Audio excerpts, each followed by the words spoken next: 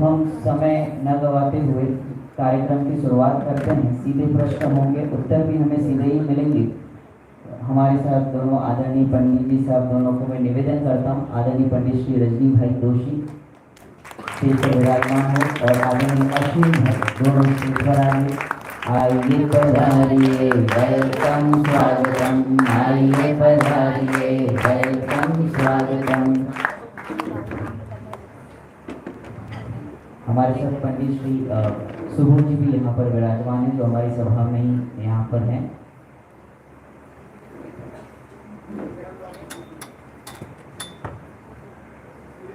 आइए हम सीधे प्रश्नों की शुरुआत करते हैं मंगलाचरण के द्वारा। सबसे प्रथम हरिहंत सिद्ध सूर्य उपाध्याय साधु सर्व अर्थ के प्रकाशी मांगलिक उपकारी है। तीन को स्वरूप जान राग से भरी जो भक्ति, काहे को नवाए स्तुति को उचारी है।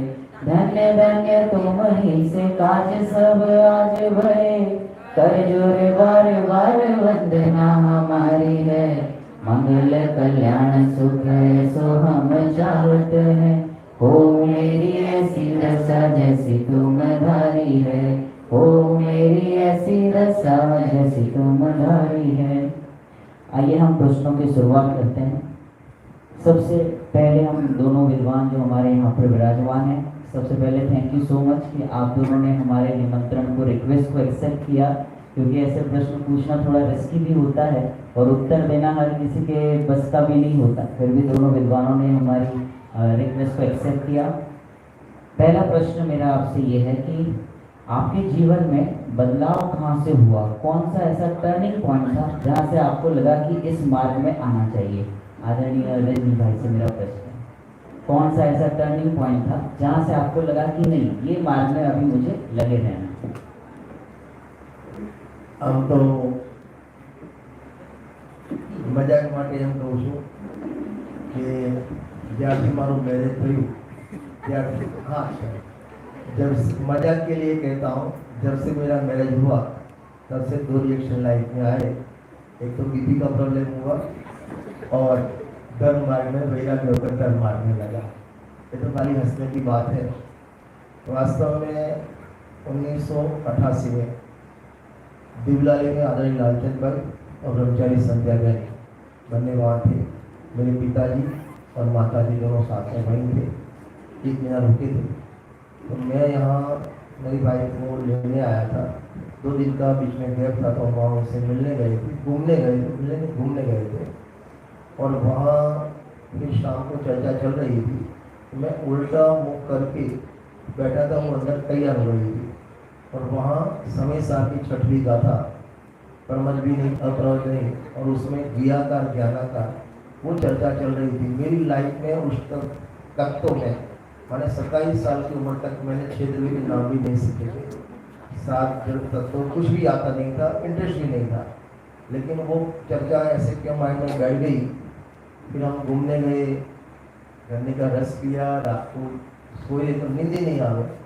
लगभग 2-2:30 बजे में खड़ा हुआ, एक पेपर लिया और पूरा फुल स्लेट का पेज आगे पीछे जो माइंड में था वो लिख दिया।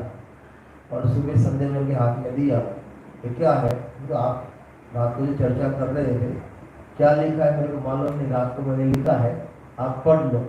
वो पढ़ी तो लगभग 1 फुट जंप किया खुदी, और मेरा हाथ पकड़कर आदरणीय लालचंद भाई के पास ले गई और उन्होंने बोला कि रजनी ने लिखा है। लालचंद भाई लेटे थे, खड़े हुए, फिर चश्मा पड़ा,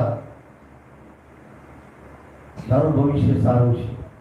बस वहीं से रुचि लगी और समझो 88 से प्रवचन सुनना स्टार्ट किया और 90 से प्रवचन करना शुरू कर दिया। मैंने 2 साल में पूरा जीवन चेंज हो गया। उसके बाद भी मेरे जीवन में चरणाने संबंधी इतना विवेक नहीं था, खान पान भी के विवेक नहीं था, कुछ भी नहीं था।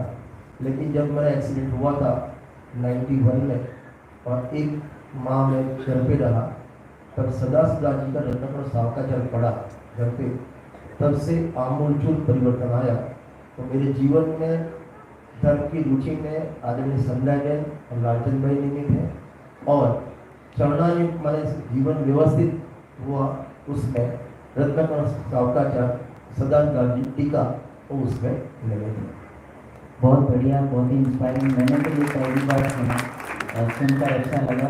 सेम प्रश्न आपसे अश्विन भाई साहब कि आपके कहाँ से चेंजेस आए और इस मार्ग में? और एक बात और बता दूं, मैं और अश्विन भाई साथ में ही पढ़ते थे, हम नॉर्थ कस्तूरबा पढ़े हैं, तो हमने पूरी इंक्वायरी की है उससे रिलेटेड। और दोनों को रुचि नहीं थी। जब 91 या 92 में मैं इधर आया था तो सामने तो डायमंड की ऑफिस थी, वहाँ प्रवचन होते थे रात को, कोई विद्वान आता था तो वहाँ लिखा था पंडित जी रजनी भाई जोशी हिम्मत का प्रवचन है। अश्विनी का मालूम हुआ तो बोले कि रजनी मेरे पास साथ पढ़ता तो था लेकिन वो नहीं हो सकता, तो रुचि नहीं थी। वो कपड़े की दुकान, उनको भी कपड़े की दुकान, कि ना रजनी में वो नहीं हो सकता। और फिर मैं जब आके गद्दे पे बैठा तो अश्विन भाई के मुँह से रजनी तू हो, ऐसा भी हुआ था। उनका भी स्टोरी सेम जैसा है। हाँ जी अश्विन भाई साहब। करीब उसी साल में 88 के आजू-बाजू, ऐसी कोई रुचि तो थी नहीं, तो स्वाभाविक है, अभी बता दिया रजनी भाई ने। एक दिन ऐसा हुआ कि उस दिन वो पावर नहीं था, लाइट नहीं थी, पेपर भी नहीं आया था।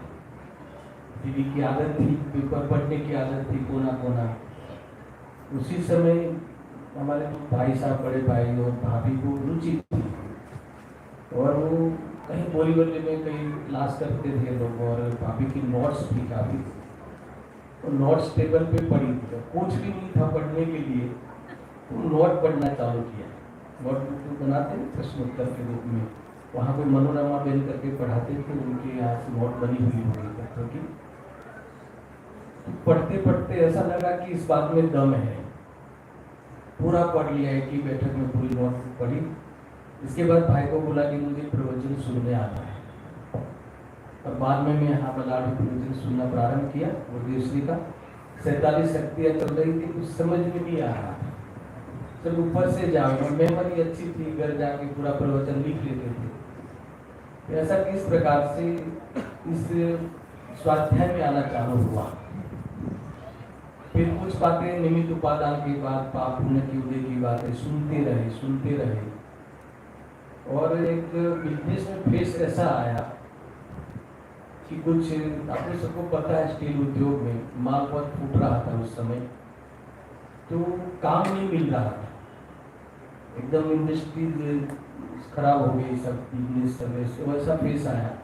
तो सैंपल लेके पूरे मार्केट में घूमे निकल गए, तो 6 महीना तक काम नहीं मिला, और बाकी इतना काम आया इसके बाद कि 6 महीना तक फिर काम नहीं हुआ, इतना काम आने लगा कि काम ही नहीं हुआ। तब विश्वास आया कि भाई अब हम नहीं कर सकते, और सारी बातें इतनी प्रभावित हुआ उस समय। फिर पढ़ना चालू किया। आपको खास बात बता दूं, जब मैंने पढ़ना चालू किया, स्वाध्याय चालू किया, उस समय इतने विद्वानों जो अभी इतनी सहज उपलब्धि है, इतनी उपलब्धि उस समय नहीं थी।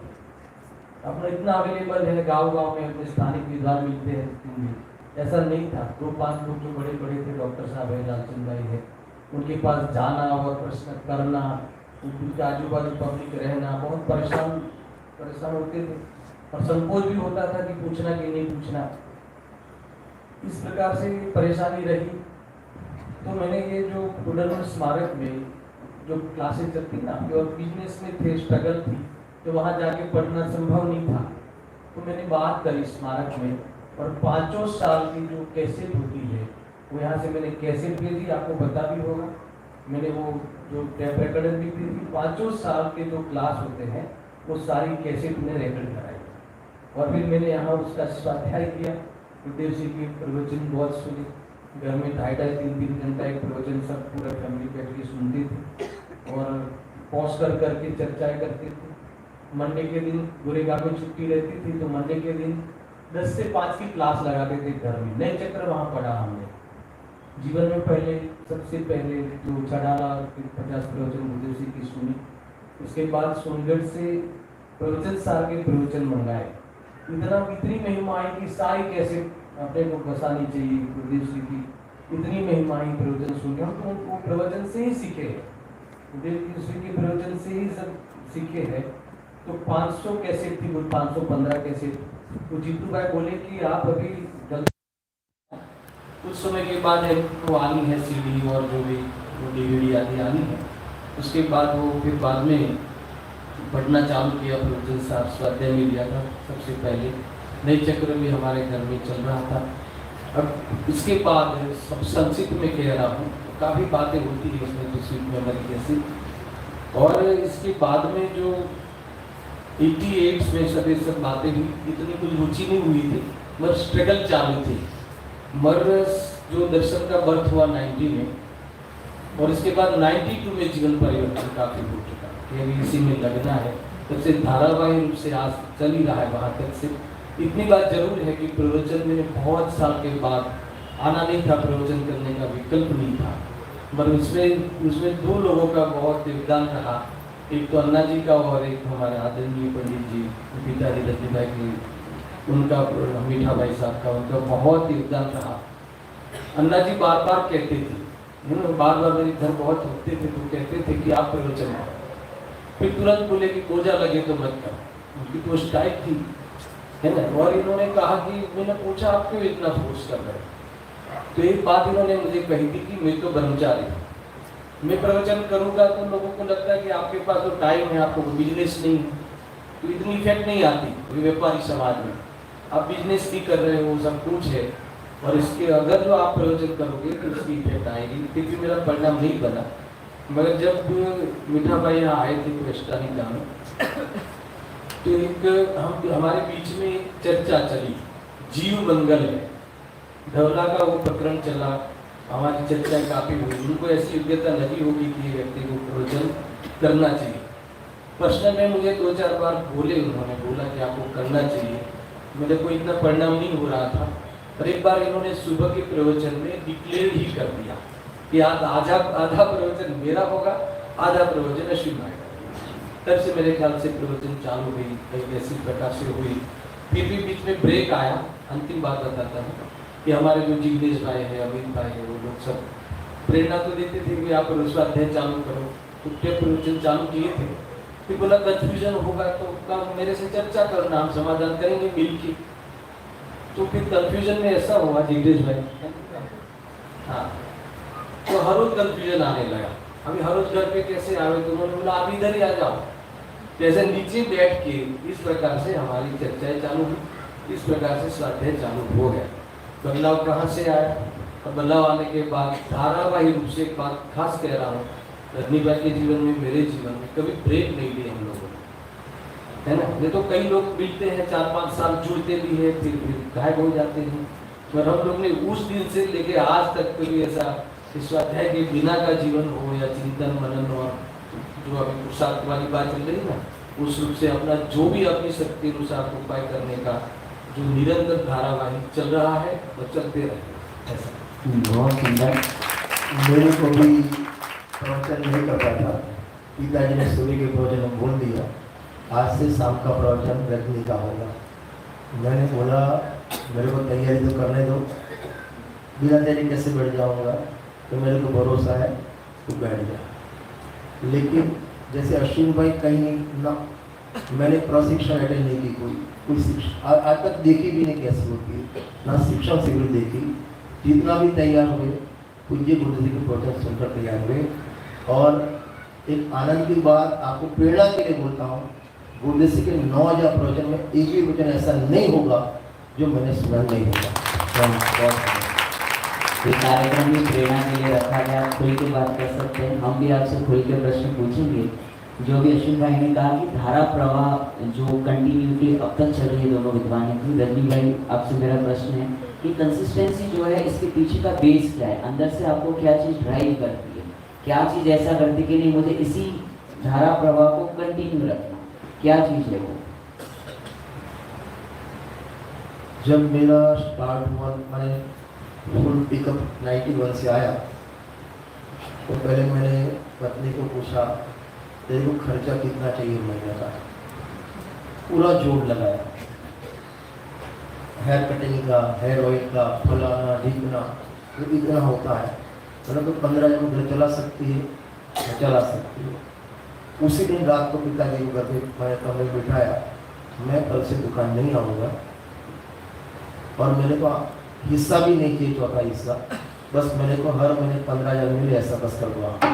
तो क्या हुआ, भाई में झगड़ा हुआ, तो झगड़े की बात नहीं है, मेरे को भी धंधा वंधा करना नहीं है, बस निवृत्ति चाहिए, मेरे को अपना काम करना है। फिर एक केस पूरा गया लालचंद भाई के पास, उस टाइम लालचंद भाई हिम्मत नगर में।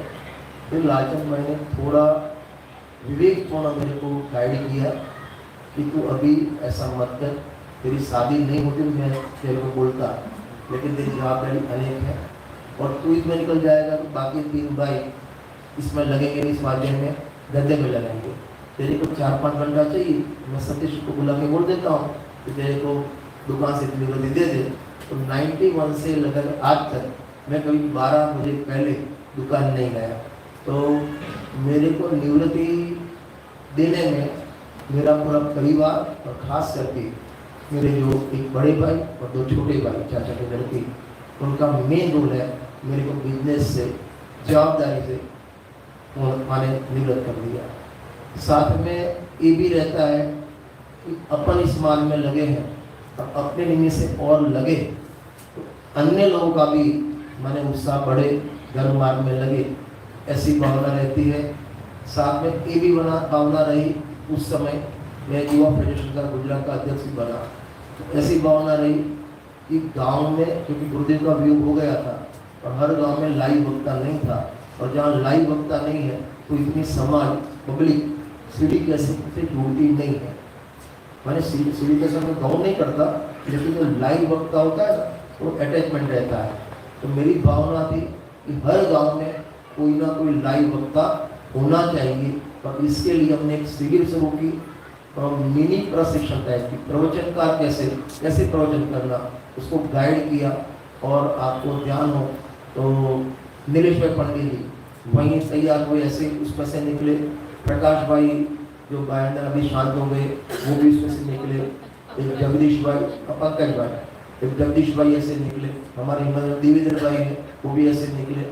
मेरी भी इच्छा है कि हर गांव में ऐसे विद्वान तैयार होना चाहिए कि जैसे मैं बाहर गया तो वो गद्दी खाली नहीं रहनी चाहिए, सभा बंद नहीं होनी चाहिए, निरंतर ये प्रवाह अपन को मिला है तो हर गांव में चले, ऐसी भावना रहती है।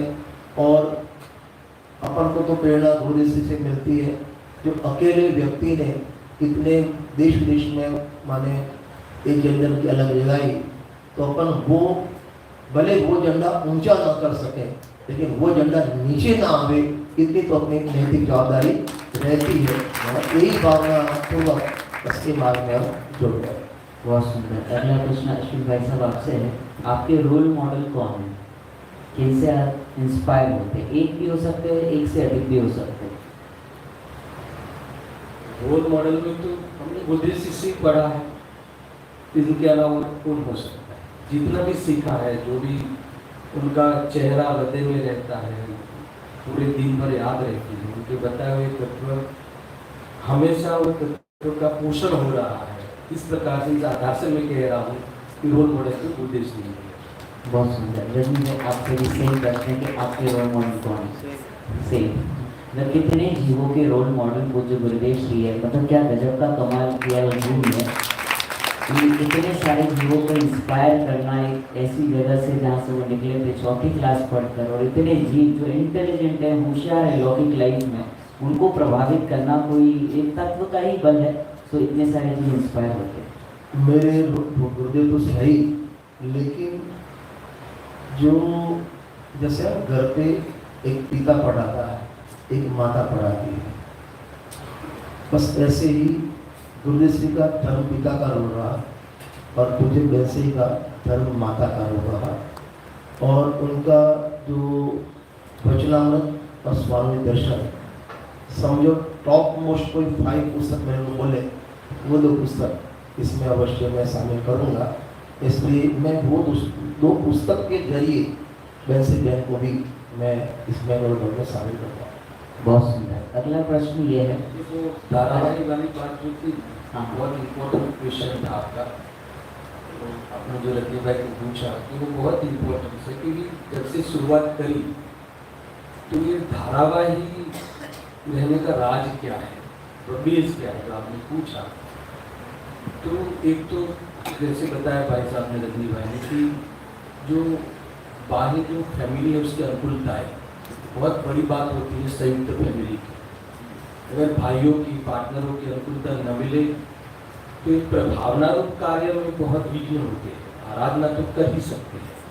तो एक तो बाह्य में तो वो धारावाहिक रूप से एक प्रकार से आधार समझो, बहुत बड़ी बातें होती है। जैसे भाइयों ने कह दिया, हमारे जीवन में भी ऐसा प्रसंग आया, क्योंकि जब तक जो मैं इनकम ले रहा हूँ तो मुझे काम करना होगा, पर अभी मुझे नहीं लेना है, जितना मेरी कैपिटल बनती है उसका आप इंटरेस्ट दे देना, क्योंकि आपसे कौन कह रहा है काम करना है आपको। ऐसा भाइयों ने कहा, पार्टनर ने कहा, जीजाजी ने कहा। इस प्रकार से संयुक्त फैमिली का एक लाभ होता है और बहुत बड़ा एक प्रभावना में और इसके कार्य में अनुकूलता रहती है। तो आराधना के कार्य में जो धारावाहिक रूप में जो ये तत्व है, मैं आपको बहुत ही जीवानी की साक्षी में कह रहा हूँ कि जो तत्व, जो सिद्धांत जो रहते हैं, वो जो हमारे जीवन में घटनाएं आती है, उदय आते हैं, उसमें उसका वो जो सिद्धांत खरे उतरते हैं।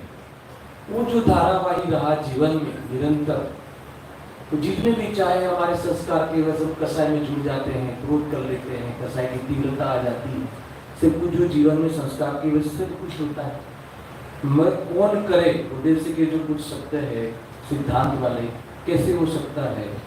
एक द्रव्य दूसरे द्रव्य का नहीं करता, स्वयं में जगत में सब पदार्थों का कार्य हो रहा है।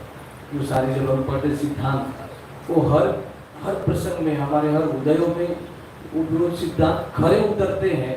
इसीलिए उस रहस्य ये है, इस कारण धारावाही बना रहा और उसके पोषण के लिए स्वाध्याय करते हैं और कराते भी है, उसके पोषण के लिए।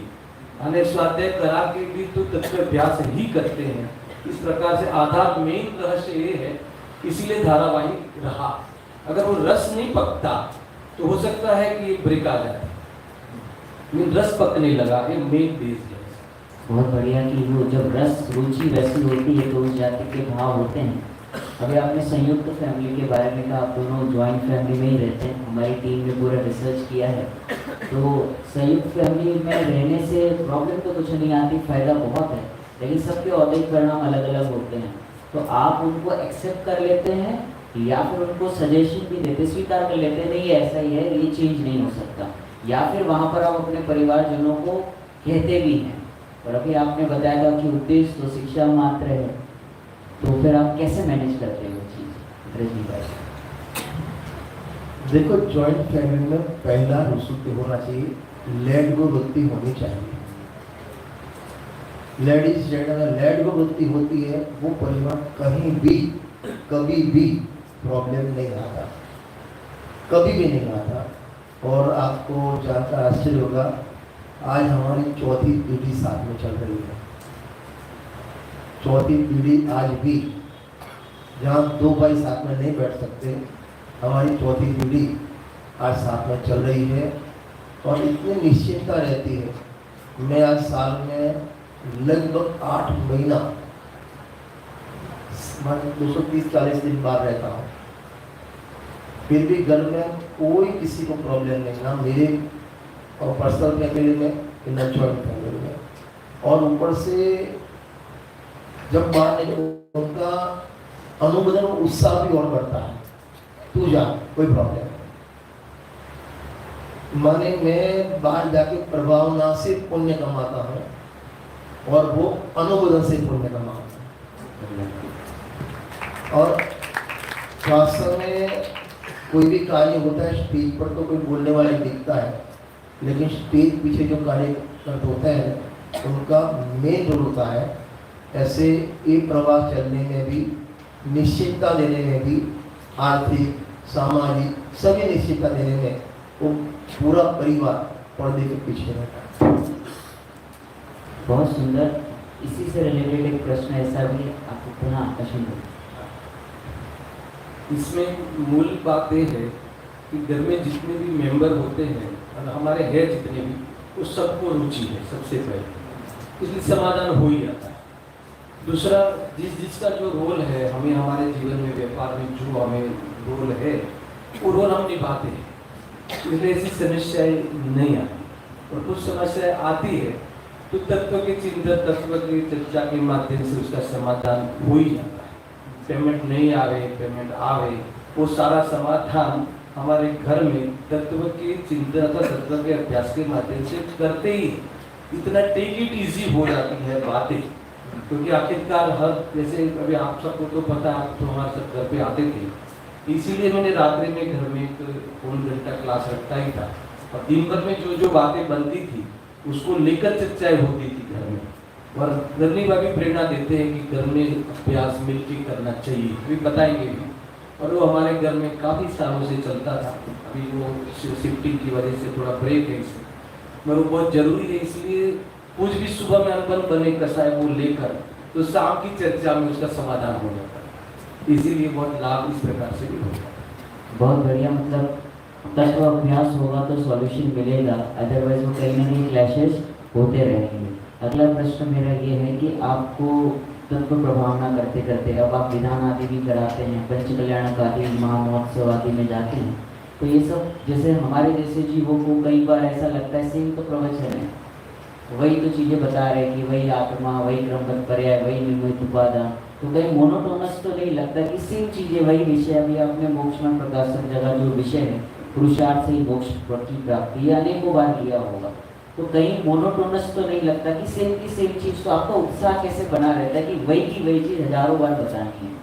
देखो, अपन रोज चाय पीते हुई चाय, लेकिन हर दिन वो चाय का आनंद अलग होता है। चाय वही होती है लेकिन हर दिन का आनंद अलग होता है। पंचकर्म में फंक्शन वही होते हैं, स्क्रिप्ट वो की वो है, मेरे को तो पूरी स्क्रिप्ट पांचों कल्याण की याद है, फिर भी हर व्यक्ति और समय का आनंद अलग होता है।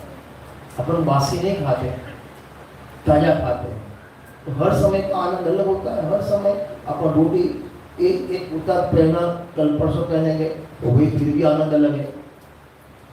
रिपीटेशन तो लगता है, पर लगता ही नहीं रिपीटेशन, हर दफे आनंद हो ना।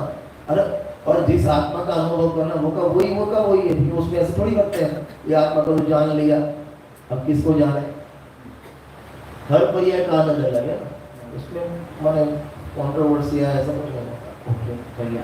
इसमें मूल बात यह है कि अगर जो जैसे एक ही बात भले करते हो, हर रोज आके देह जुदा आत्मा जुदा, बस एक ही बात सुना, मगर वो हमारे प्रयोग में हो और वो हमें फायदा होता हो इस बात से, उसमें रस अगर बढ़ता हो, रस पोषण होता हो, तो ये बात हजारों बार सुनने में भी अच्छी लगती है, इसलिए बोरिंग नहीं होता। मगर बुद्धि का विषय अगर आप बनाओगे सिर्फ, तो आप तो यही पढ़ाते हो, यही पढ़ाते हो, और एक पढ़ने में आप बोर हो जाओगे, है ना। और देखो, आप सबको तो पता ही है, मेरी कमजोरी कहो कि मेरी शैली कहो, ये अति विस्तार वाली होती है। एक ही बात मेरे ख्याल से कितनी बार आप लोग झेल ही रहे हो एक प्रकार से, जो भी है। पर इससे फायदा ये होता है कि हमें जो हमारा मूल प्रयोजन है उसका पोषण होता हो, हमें वो रस मिलता हो, तो कभी बोर नहीं होंगे। और अगर वो नहीं होता हो, अगर बुद्धि का विषय तक बनाएंगे मात्र, तो 100% फिर 2-4 क्लास के बाद फिर ये तो आता है, मुझे खबर थी, मुझे आवड़े थे, इससे भी वो फिर आगे नहीं बढ़ पाता और फिर वो सभा से निकल जाता। इसीलिए मूल आप रुचि का विषय बनाएंगे तो इसमें भी बोरिंग नहीं होती। हम सब लोगों ने रुचि का विषय बनाया है, इसलिए गुरुदेव जी का देखो एक एक बात हर पैराग्राफ में वही की वही बात कहते हैं, तो भी अच्छी लगती है, क्योंकि उससे हमारा काम हो रहा है, हमें फायदा हो रहा होता हो, तो चाहे वो बात हजारों बार सुने तो भी हमें अच्छी लगती है। वो भी विषय लेते हैं ना, हर बार वो का हटाना नहीं आता। गुरुदेव जी के आप प्रवचन 15 दिन आते, 16, 17, 18, 19 पार्ट हो, हर समय में आपको अलग अलग चेंज मिलेगा, हर वक्ता में हो सकता है। मैंने अभी ना बोला, पूछा सिंह भाई, मैंने एक टॉपिक अभी लिया था कोरोना में, लेकिन इस अभी कोई अलग मजा है, नवा जावे भाव। बिल्कुल सही बात है, हर समय नए नए भाव आते हैं। और अश्विन भाई ने जो कहा, हम बिल्कुल नहीं झेलते, हमारा तो सौभाग्य है कि हमें जिनेंद्र भगवान की वाणी सुनाने वाले ऐसे वक्ता जो धुंध बुंद आचार्य देव के भाव को हमें हर सुबह आकर यहाँ पर समझाते हैं। तो ये तो हमारा सौभाग्य है, सारे विद्वान जो अवेलेबल हैं हमें लाभ देते हैं। आप इतने बिजी रहते हैं, दोनों के बड़े बड़े बिजनेस है और धर्म कार्यों में भी लगे रहते हैं, तो टाइम कैसे मैनेज कर पाते हैं? हमारे पास तो फुर्सत ही नहीं रहती कि प्रवचन में आने का टाइम नहीं मिलता, सुबह नहीं आते, लेट हो जाता है। तो आप प्रवचन करते भी हैं, प्रभावना भी करते हैं और बिजनेस भी बढ़ाया हुआ है, तो वो कैसे मैनेज होता है? जल्दी पहली बात तो मेरे पर बिजनेस टेंशन जीरो है, जीरो है। टोटल 1.01% भी मेरा कोई रिलेशन नहीं है बिजनेस से, टोटल निवृत्त हो, इसलिए वो टेंशन नहीं है। हमारे घर में सभी भाइयों का डिपार्टमेंट है। जब लाड़वा ने लाकड़ा में मोटो गई जाए सतीश भाई लाड़वा लगन में जवाने को नंबर में जाओ सतीश नंबर हो फिक्स। तो मैंने सबका डिपार्टमेंट है, वो अच्छी धनी बात है। और मेरे डिपार्टमेंट में अकेला प्रवचन करना आया, इसलिए कोई टेंशन नहीं रहता। अश्विन भाई आप कैसे मैनेज करते हैं? आप 3 से 4 घंटा तो रोज जाते ही हैं। मैं तो इन्वॉल्व हूँ बिजनेस में, समय भी देना पड़ रहा है। मैं कहीं भी जाता हूँ तो एक बात कहता हूँ कि कोई कहे मेरे पास टाइम नहीं है, तो मैंने इसको कहा, आप सबको भी कहा है कि 1 हफ्ता मुझे आप रुका दो आपके घर में, मैं आपको टाइम निकाल के दे सकता हूँ। आप सोने में से निकालेंगे और हमें सोने से नहीं निकालना है। सोने में तो नहीं, ऐसे बहुत कार्य है ऐसे कि जो ऐसे बहुत कार्य है ऐसे जो से अप्रयोजन हुई कि जो अगर इससे बच जाए तो दोनों जगह पे समय दे सकते हैं। और बाकी तो आपने भी कह ही दिया।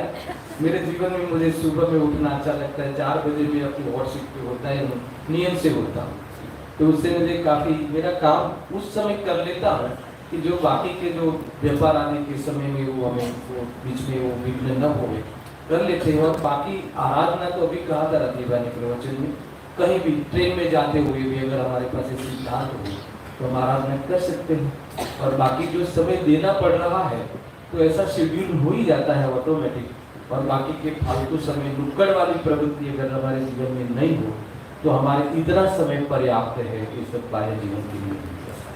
बहुत सुंदर कि समय निकालना रुचि का विषय है, अगर रुचि होगी तो वहाँ हम समय जरूर निकालते हैं। अगला प्रश्न ये है कि हमारा जीवन तो लौकिक जीवन है, तो बहुत सारी अनबन भी होती है, कंट्रोवर्सीज भी होती है, तो कैसा लगता है जब कंट्रोवर्सीज को आप कैसे हैंडल कैसे करते हैं? कैसी कंट्रोवर्सी? देखो हैंडल करना, कैसी कंट्रोवर्सी आती है कैसे हैंडल करना होता है, सब में दवा एक ही नहीं होती है। अच्छा, हर प्रसंग अलग अलग है, घटना अलग अलग है, संयोग अलग अलग है, वियोग अलग अलग है। उस टाइम जो उचित लगता है द्रव्य क्षेत्र काल भाव अनुसार उस टाइम ऐसा होता है, कोई निर्णय फिक्स नहीं होता है इसमें।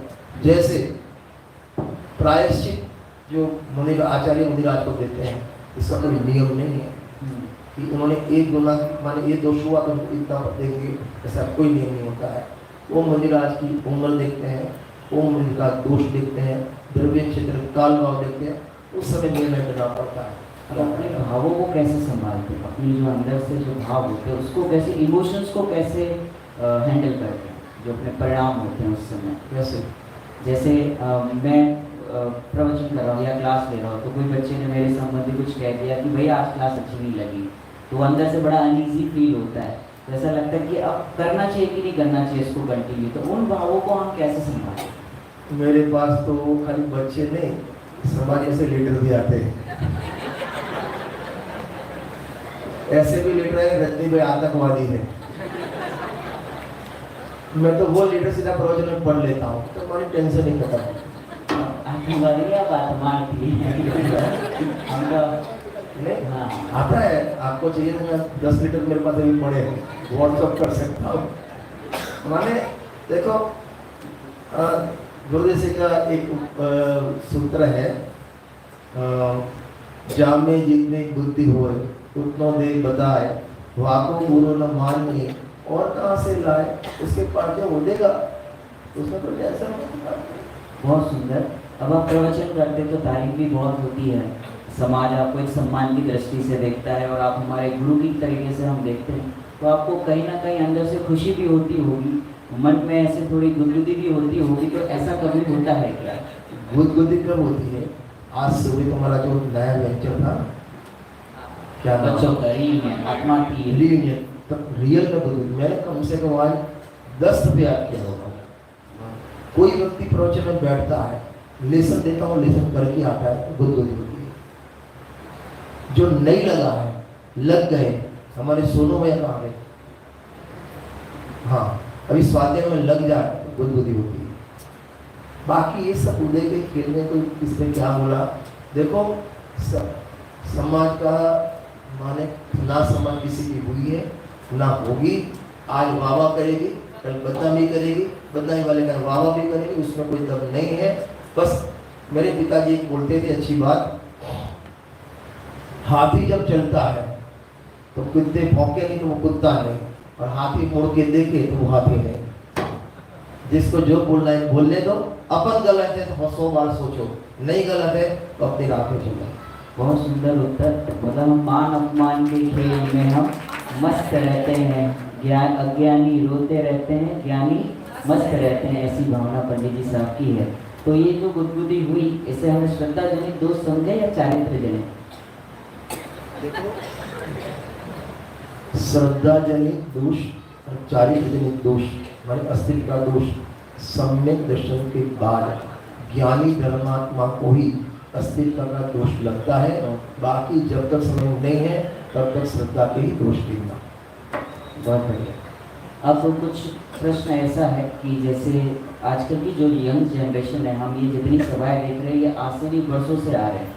इक्के दुक्के गिने चुने जो हैं, जो नए लोग यहाँ पर आते हैं। जैसे 2 दिन पहले मुझे किसी ने मैसेज किया कि वो भी जैनी है और यंगस्टर है, दिगंबर है। वो कहते हैं कि do I like Jainism but बहुत रेस्ट्रिक्शन है and I find difficult to apply. ये अप्लाई करना बहुत डिफिकल्ट होता है, तो कहीं हमारा धर्म रेस्ट्रिक्शन तो नहीं सिखा रहा, तो ये जुड़ नहीं पाते। तो हम उनको क्या कहें जिससे कि वो जुड़े?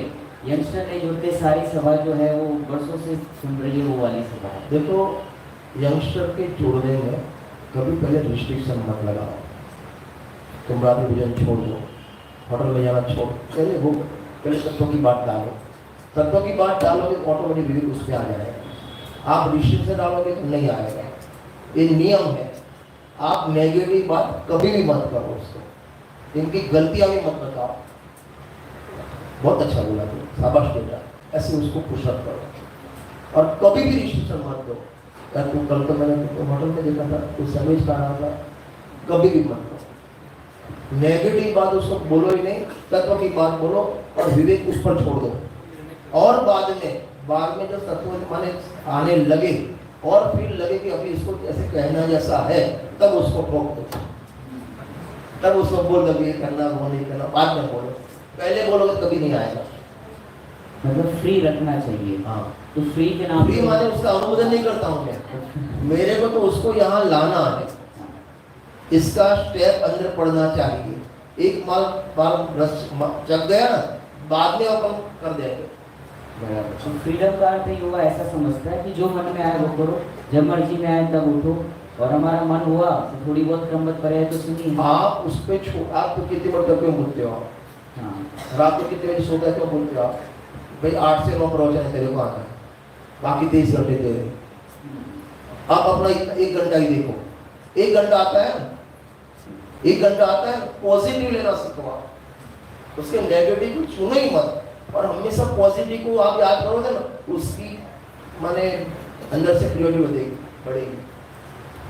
कभी भी नेगेटिव मत देखो। और एक और पेरेंट्स की सबसे बड़ी समस्या जो आज होती है कि सब मोबाइल में लगे हुए हैं, इनका मोबाइल कैसे छूटे, इसका समाधान हम दीजिए। पहले कोई छोड़े। देखो, मैं हमेशा कहता हूँ क्रिया प्रदान उपदेश नहीं होता, आचरण से होता है। आप जैसे घर में रहोगे तो आपका बेटा वैसा रहेगा। आप टीवी देखो और बेटे वाला टीवी नहीं देखना, नहीं होगा। आप बंद कर दो, आप मोबाइल कम कर दो। एक और बताता हूँ बात, आदरणीय पवन जी मंगलायतन, उनका एक नियम बहुत अच्छा है। अभी मैं गया था मंगला में, स्वप्न के साथ बैठा था, तब बात हुई। दिन में एक बार पूरा फैमिली एक साथ टेबल पर बैठेगा, सुबह नाश्ता के समय खास। क्यों? बेटे और बहू में कुछ अंतर मालूम पड़ जाए, पहले बोलेंगे वो बेटे को माने वोट देगी ना ऐसे कटक देगी, आप समझ आएंगे कोई प्रॉब्लम हुआ है, इसका सोल्यूशन उससे हमले हो जाएगा। एक बात। और दूसरी बात, जब भी फैमिली भोजन करने बैठे किसी का भी मोबाइल टेबल पर नहीं चाहिए। मैंने भी मेरे घर पे बोला, मैं जब आया ना 2 दिन पहले, मैंने पवन जी के स्वप्न नियम क्या है, शाम के भोजन के समय किसी का भी कोई भी लौट के मोबाइल नहीं लेगा, बाद में सभी शांति से बातें करें, भोजन करें, उस टाइम मोबाइल नहीं लो। शुरुआत आपको करनी पड़ेगी तो हो जाएगा, इसी है कोई। मैं मेरे घर का दृष्टांत बताऊं, हमारे यहाँ पूजन माने पूजे सुबह प्रक्षाल में कम से कम 30 लोग आते हैं, 365 दिन बात कर रहा हूँ मैं, 30 लोग आते हैं, मैं खुद पहले जाता हूँ, तो सब जुड़ेंगे। घर में भी ऐसे करवा, आपका आचरण देखकर वो प्रभावित होगा, कहने से प्रभावित नहीं होगा, और कहोगे ऊपर से रिस्ट्रिक्शन लगेगा, कोर्स लगेगा। बहुत बढ़िया। सचिन भाई साहब, आप इसका कोई एक एक्सप्लेनेशन देना चाहेंगे?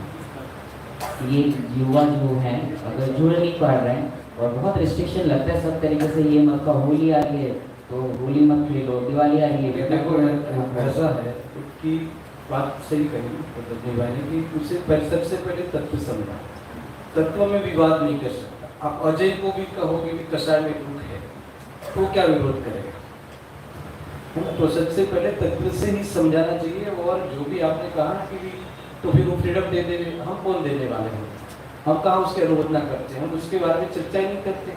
और पकड़ आता हो जिनवाड़ी में तो बताओ कि इसमें इतने दोष हैं, तुम करो तो तुम्हें करना होगा, तुम करोगे तभी आ सकते हो, ऐसा रिस्ट्रिक्शन मत करो। पर जो बातें हैं उसका ध्यान तो कराना ही चाहिए, पहले तत्व के आधार से चालू करो, चढ़ना की जो बातें हैं सामान्य बातें हैं उसका ध्यान कराना चाहिए। करे नहीं करे उस पर हमें हमारा वो अधिकार नहीं है, तो ध्यान कराना हमारा काम है। बहुत सुंदर। पूर्णव जी साहब कहते हैं मोक्षमान प्रकाशक जी में कि उन्हें भी भय है, किस चीज़ का, जिन आज्ञा भंग होने का उन्हें भय लगता है। तो आपको किस टाइप का भय लगता है? कोई भय है ऐसा जो भय लगता है जीवन में? भाई ऐसी लगता है ये जीवन यूं ही न चल जाए, वाह। वही भय लगता है जो अपना मेन कार्य बढ़िया में रखने की प्राप्ति करना, क्या बिना ऐसे चला जाएगा? ये अंदर ठिस कहीं ना कहीं रोज ये कहीं ना कहीं रहती है, खटक रहती है, बस वही होनी चाहिए, बाकी काय का भाई इतने गिनवाइशन काय का भाई। देखो नहीं है ऐसा भी नहीं, एक कार्य हो गया एकदम एक्सीडेंट हो गया भय लगता है, लेकिन कमान हाथ में रहती है, वो भय की रात की डोरी कट हो जाती है, होना तो हो गया, नहीं होता ऐसा भी नहीं होता है तो माने कंडिट रहता है, ऐसा भी। इसमें हर समय सावधान रहने के लिए प्रयास करते हैं। जैसे भी आपने कहा,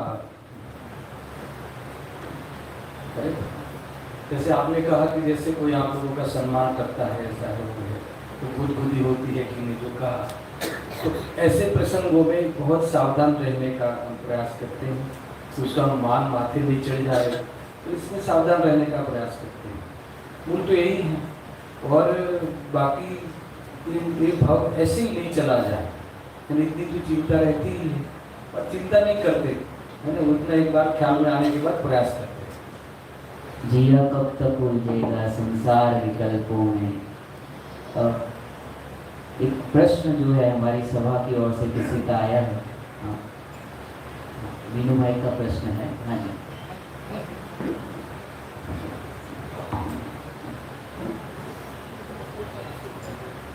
विद्वानों का समाज के प्रति क्या कर्तव्य है, लौकिक और पारमार्थिक दोनों दृष्टि से?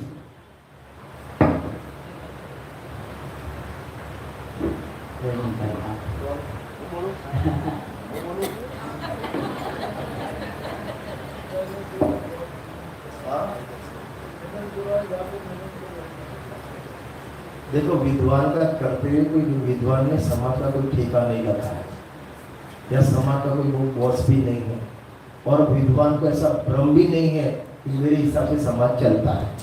मुझे तो ऐसा भ्रम नहीं है कि आप मेरी आज्ञा में हो। एक बात फिर भी विद्वान का कर्तव्य धार्मिक तो ये है कि पूरे समाज को धार्मिक वातावरण रखे, पूरा समाज में ऐसे माहौल बनावे कि हर आवाज से गोपाल सभी धार्मिक प्रभाव में जुड़े और जीवन सफल करे। ये तो धार्मिक कर्तव्य है। साथ में लौकिक कर्तव्य ये है कि कोई भी कुरीवाज चलता हो तो उसे अवगत कराए, उसके दोष बताए, उसका निषेध करे। विद्वान निषेध नहीं करेगा कौन करेगा? समाज में जैसे रात्रि शब्द चलते हैं, अभी उसमें समाज विद्वान नहीं टोकेगा कौन टोकेगा? है टास्क हार्ड, बुरी बनने जैसा है और बुरे बनोगे, लेकिन आपका कर्तव्य है। फोर्स नहीं करो तो ये दोष है, रात्रि भोजन में ये दोष है। जैनों की शोभा नहीं होता। इतना तो अवश्य समाज को कुरीवाद से बचाना चाहिए और जो ऐसी माने हिंसक प्रवृत्ति जो जैनों को नहीं अनुकूल है, ऐसी प्रजा से भी समाज को अवगत करा के उसका निषेध करना चाहिए। अभी जो संतान जी का अपन प्रवचन विधान कर रहे हैं, उन्हें भी अनेक समाज में कुरीवाजों का दृढ़कर निषेध किया और निषेध करने वाला हमेशा बुरा बनता ही है। लेकिन अपन बुरे माने भले बने, लेकिन समाज के हित के लिए बुरे बनना वो अच्छी बात है। टोडरमल जी साहब ने तो इसके लिए जान की बाजी लगा दी और हाँ, अश्विन भाई भी उत्तर देंगे। टोडरमल जी साहब ने तो जान की बाजी लगाकर सत्य बात को समाज के सामने रखा, तो वही चीज हमें भी प्रोत्साहित करती है। अश्विन भाई मेरे से सुनना चाहते हैं उन्होंने कि जो अध्यात्म मार्ग में प्रयोजनभूत तत्व को मुख्य करके हमें बात बतानी चाहिए। बहुत समय कम है, आयु कम है, उपयोग भी बहुत इतना नहीं लगता जीवों का, इसीलिए जो प्रयोजनभूत तत्व है इसको मुख्य करके इस बातों को बताना चाहिए। दूसरा खास मेरा ये अभी अभियान भी रहा मेरे जीवन में कि जैसे तत्व के बारे में, जो स्वाध्याय के बारे में तो बहुत लोग जुड़ते भी हैं, गाथाएं भी बहुत लोगों को विद्वानों से ज़्यादा आती है, जिसका काफ़ी खबर है। मगर इसको प्रयोग में कैसे ले लें? आत्मा का आश्रय लो, स्वरूप में चले जा, पर कैसे चले जाए, कहाँ चला जाए, क्या करें, ऐसी बातों को विशेष खोले कि बहुत जरूरी है अभी के समय में। मेरा इतना कहना है। और लौकिक कर्तव्य तो ये है कि जो भी बताया बहुत बड़ी बात है, जो भी मरण के संबंध में, वो भी जन्मदिन मनाने के संबंध में, शादियों के संबंध में, जो अपना जो सामाजिक कार्य है जितने भी, इसमें कोई सब अपने जिनवाणी में है ना। शादी करने की पद्धति, मरण पद्धति, सब सारी पद्धति अपनी क्रिया को शादी में है। तो आगम के आश्रय से, आगम के आधार से सारी बातें भले उस प्रसंग में तो नहीं कह पाते, मगर गादी से जरूर बताए, ज्ञान कराए। ज्ञान कराना जरूरी है कि जैसे कुरीति का पोषण नहीं चले, इतना विद्वान का बाह्य कर्तव्य है। बाकी अंदर तो स्वयं की आराधना करे और सब आराधना में जुड़े, ये मुख्य है। बहुत सुंदर। एक अंतिम एक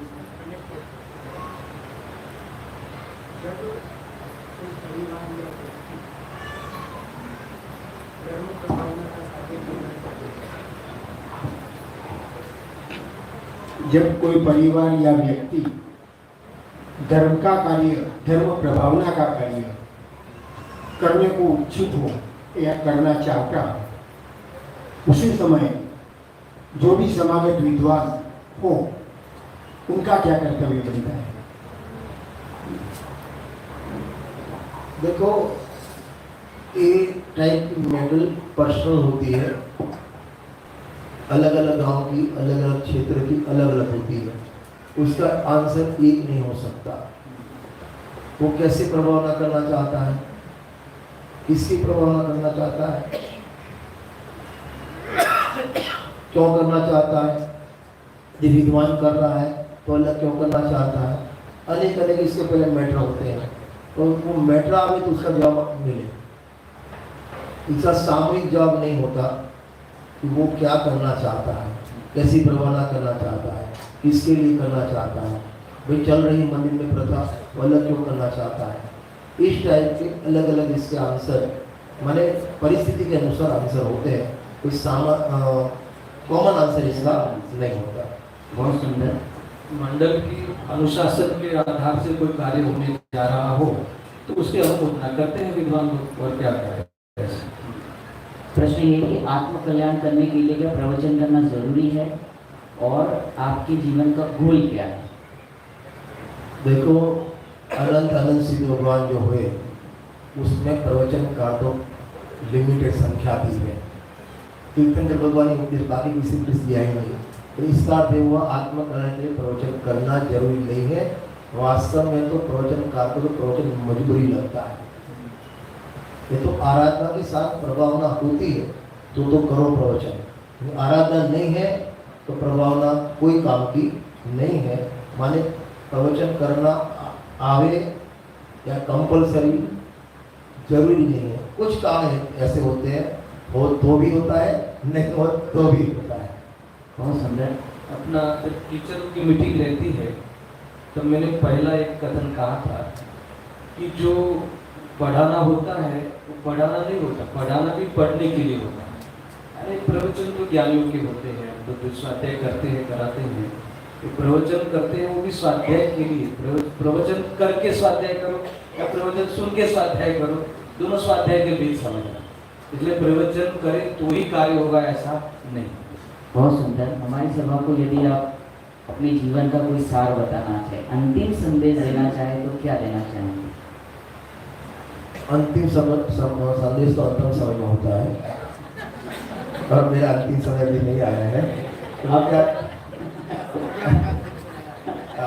प्रोग्राम का अंतिम, अच्छा ऐसे एक्चुअल में ये सब जो मेरा अश्विन भाई का आपने जो साक्षात्कार किया, ये कोई हमारी बढ़ोतरी के लिए नहीं है, एक प्रेरणा के लिए होता है कि जो व्यक्ति, मैं मेरी बात करूं तो मैं पहले आलू प्याज सब खाता था। माने मेरी ससुराल ही मलाड़ में ही है, तो मैं शाम का भोजन करता नहीं था, शाम को सैंडविच ही खाता था क्योंकि मतलब मिलती नहीं थी, यहाँ मिलती थी तो बार बार यहाँ ससुराल में स्टडी के लिए आता था। तो ऐसा भी अज्ञान था।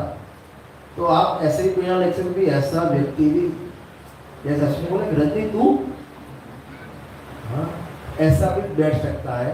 तो माने अभी तक जो नहीं जुड़े वो भी जुड़ सकता है, वो उसके लिए भी द्वार खुले हैं। तो ये प्रेरणा के लिए होता है, बाकी कुछ संदेश की बात नहीं है। संदेश तो ज्ञानी धर्मात्मा ही दे सकते हैं, अपन क्या दे संदेश।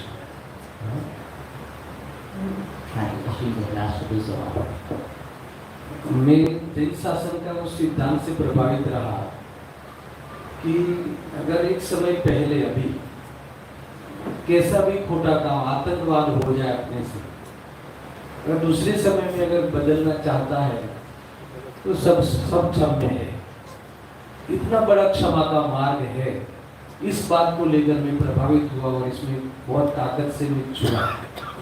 और अभी जो हम अपने जीवन से कोई बात अगर कहना चाहते हैं, अगर जो विवेक ने कहा है, तो स्वाध्याय तो करो और तत्व निर्णय पे फोकस करो। जो भी चल भी रहा है, तत्व का निर्णय होना चाहिए, वेद ज्ञान का पोषण होना चाहिए, वितरागता में प्रेम बढ़ना चाहिए। दो चार बातें हमें खास ख्याल में रखें, क्योंकि सब स्वाध्यायी लोग तो हैं, स्वाध्याय में जुड़े ही हैं, पर स्वाध्याय करके क्या करना, उस बात पे हम हमारा थोड़ा ध्यान दें। इतनी मेरी अंतिम बात कहनी है।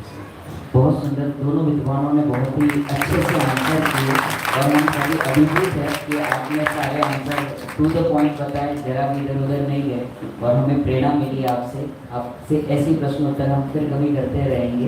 लास्ट 2 लाइन बोल के सभा का हम समापन करते हैं। जो साक्षात्कार का जो सार था, तत्व निर्णय में मन को लगाओ, तत्व निर्णय में मन को लगाओ, वेद विज्ञान सम्यक जगाओ, कैसा सुंदर समागम मिला है, चूक जाने के काबिल नहीं है। आत्मन आया अवसर सुनहरा, चूक जाने के काबिल नहीं है। सभी को सादर जय हिंद। कल शाम को भी 6 का चक्कर एक प्रोग्राम है, आध्यात्मिक प्रोग्राम।